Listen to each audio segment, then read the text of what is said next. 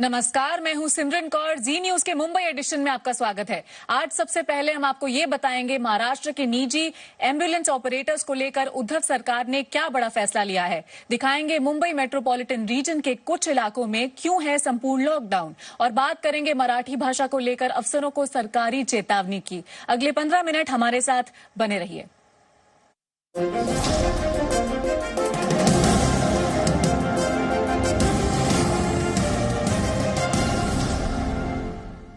महाराष्ट्र में कोरोना संक्रमण के बढ़ते मामलों के बीच राज्य सरकार ने बड़ा फैसला लिया है। नए आदेश के मुताबिक निजी एम्बुलेंस को कब्जे में लेकर सरकार कोरोना संक्रमित मरीजों के लिए इस्तेमाल कर सकती है।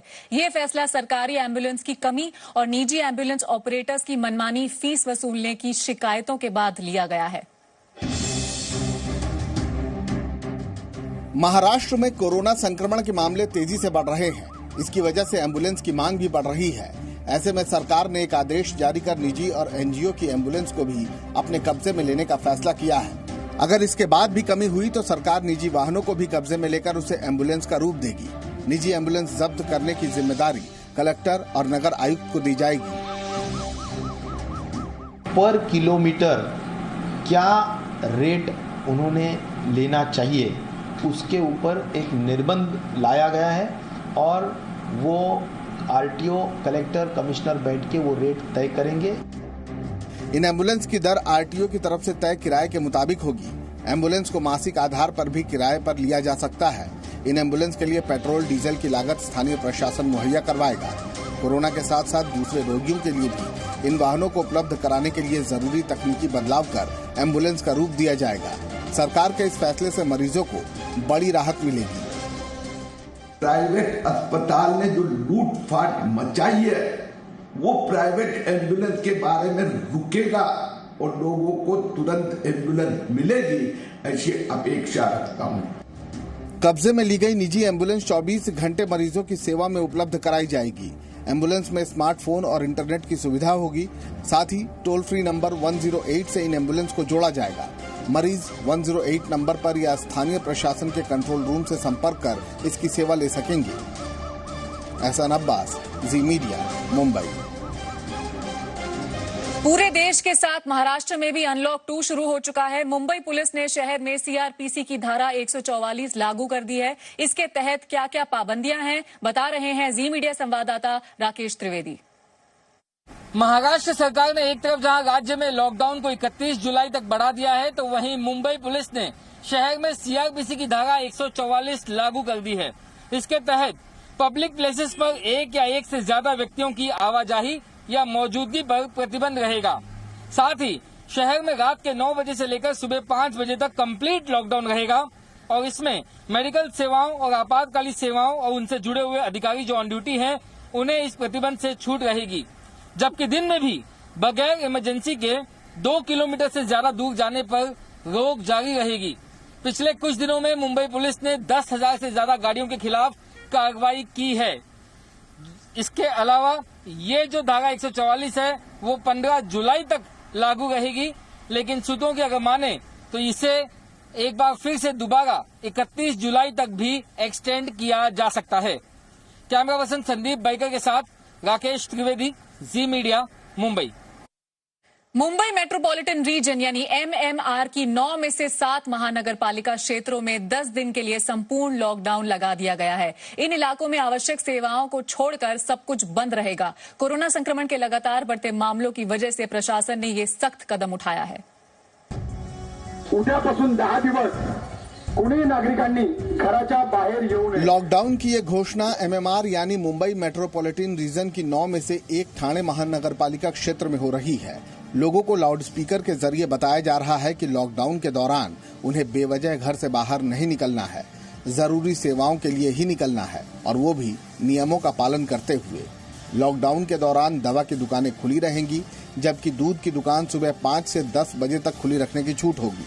दरअसल ये सख्ती इसलिए क्योंकि ठाणे में कोरोना संक्रमण के मामले अचानक तेजी से बढ़े हैं। देखिए 10 दिन का लॉकडाउन जो अभी रखा है ना, ये टोटल लॉकडाउन होना चाहिए। लॉकडाउन का मतलब है पब्लिक ही नहीं चाहिए यहाँ पर। अगर आप लोग ये भाजी मार्केट, किराना मार्केट चालू करोगे तो ऑटोमेटिकली गर्दी होना ही है। कोरोना दिन तो दिन बढ़ रहा है, लॉकडाउन किया है, ये अच्छी बात है। ठाणे महानगर पालिका के अलावा कल्याण डोंबिवली महानगर पालिका में भी लॉकडाउन लगाया गया है। इसके अलावा मीरा भाईंदर, नवी मुंबई, पनवेल, उल्हासनगर और भिवंडी निजामपुर महानगर पालिकाओं में कोरोना के बढ़ते मामलों की वजह से संपूर्ण लॉकडाउन लगाया गया है। वसई, विरार और मुंबई महानगर पालिका को फिलहाल संपूर्ण लॉकडाउन के बाहर रखा गया है। देवेंद्र कोल्हटकर के साथ अमित त्रिपाठी, जी मीडिया, मुंबई। महाराष्ट्र सरकार ने सरकारी विभागों के पत्राचार में मराठी को सख्ती से लागू करने का फैसला लिया है। जारी आदेश में ये चेतावनी दी गई है कि अगर कोई मराठी की जगह किसी और भाषा में पत्राचार करता है तो ऐसे अफसरों पर कार्रवाई की जाएगी। महाराष्ट्र सरकार की तरफ से जारी इस आदेश में साफ कहा गया है कि सरकारी महकमों में मराठी भाषा में ही पत्राचार किया जाए। अगर किसी ने महाराष्ट्र सरकार की आधिकारिक भाषा मराठी की जगह किसी और भाषा में पत्राचार किया तो उसे अपने सालाना इंक्रीमेंट से हाथ धोना पड़ सकता है। और कोई नई बात नहीं है, लेकिन और अच्छे तरीके से मराठी को पूरी तरीके से लागू कर रहे हैं तो कोई नई बात तो हुई नहीं। और मुझे लगता है कि इससे किसी को दिक्कत नहीं होना चाहिए। हर राज्य अपनी भाषा को प्राधान्य देता है। हर राज्य में जो कारोबार होता है अपनी भाषाओं में होता है, तो महाराष्ट्र में भी हो रहा है, ये अच्छी बात है। दरअसल उद्धव सरकार का मानना है कि राज्य के कुछ सरकारी दफ्तरों में सरकारी आदेश अंग्रेजी में जारी होते हैं। इस पर रोक लगाने और मराठी भाषा को बढ़ावा देने के लिए महाराष्ट्र सरकार ने नया सरकारी आदेश जारी किया है। हालांकि सरकार के फैसले पर कुछ लोग सवाल भी उठा रहे हैं। हमें इस चीज से इतराज नहीं है, लेकिन ये भी समझना चाहिए कि भारत एक राष्ट्र है, उसमें महाराष्ट्र है। महाराष्ट्र में भारत नहीं है, भारत में महाराष्ट्र है और भारत की राष्ट्रीय भाषा हिंदी है। हिंदी का भी सम्मान होना चाहिए। महाराष्ट्र में मराठी मानूस की सियासत करती आई शिवसेना अब प्रदेश में एनसीपी और कांग्रेस की बैसाखी के सहारे सत्ता में है और समय समय पर अपनी मराठी सियासत और हिंदुत्व के मुद्दे को रह रहकर धार देती रहती है। एहसान अब्बास, जी मीडिया, मुंबई। अब आपको कोरोना काल में मुंबई में हुई एक अनोखी शादी दिखाते हैं। ये शादी खास इसलिए थी क्योंकि इसमें दूल्हा और दुल्हन पीपीई किट में थे, जबकि बारातियों का स्वागत मास्क और सैनिटाइजर से किया गया।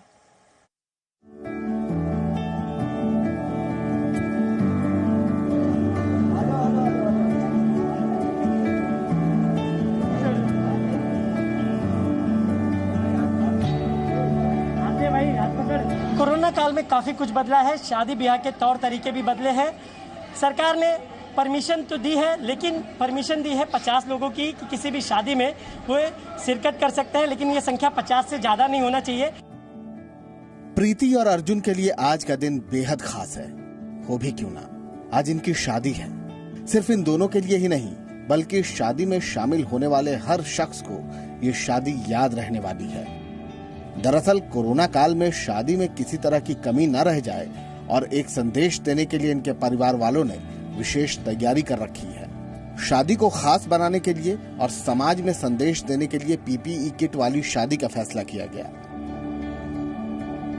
कोरोना काल में एक विवाह हो रहा है। आप देख सकते हैं इस विवाह में सोशल डिस्टेंस का पालन जो है वो किया गया है। साथ ही साथ अगर हम बात करें तो आप देख सकते हैं दूल्हा दुल्हन की जो जयमाल की है वो शुरुआत उसकी हुई है। दुल्हन ने दूल्हे को डाला है जयमाल और दूल्हा ने दुल्हन को डाला है। पीपीई किट पहना है इन्होंने। खास बात ये है, काफ़ी जो है ये इनके जीवन का एक ऐसा अवसर है जो कि ये कभी भूलेंगे नहीं। सीधा पहले हम दूल्हे से जानते हैं। आपको शादी की बधाई। क्या कहेंगे, आपने पीपीई किट पहनना और पहनकर शादी करना क्यों सोचा? देश की पहली ऐसी शादी है जिसमें आपने पीपीई किट पहनकर एक उदाहरण रखा है। ऐसा है कि जिस तरीके से गाइडलाइंस जो है कोरोना के इसमें इसे फॉलो करने के लिए हमने इमरजेंसी में इसे ये किया है शादी। कोरोना से हमें डरना नहीं है, लड़ना है और सोशल डिस्टेंस का पालन करना है। खास बात यह है कि शादी में सोशल डिस्टेंसिंग का भी विशेष तौर पर पालन किया गया। इतना ही नहीं, शादी में आए बारातियों के लिए वेलकम ड्रिंक के तौर पर हल्दी दूध दिया गया। यहाँ जो बाराती आए हैं मास्क पहने हुए हैं, जैसे एंट्री किए इन्हें सैनिटाइजर दिया गया और उसके बाद यहाँ देख सकते हैं सोशल डिस्टेंसिंग का पालन किया गया है। खास तौर पर पूरी तरीके से प्रिकॉशन लिया गया है। अर्जुन और प्रीति की शादी 12 मई को होनी थी, लेकिन लॉकडाउन की वजह से ये टल गई थी।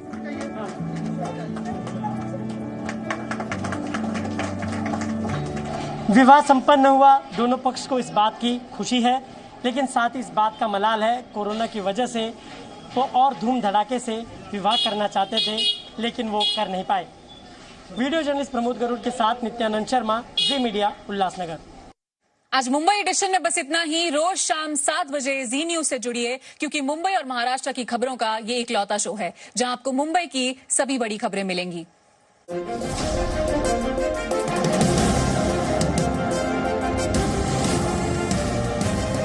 Presenting B News app, available on Google Play and App Store. Download it now.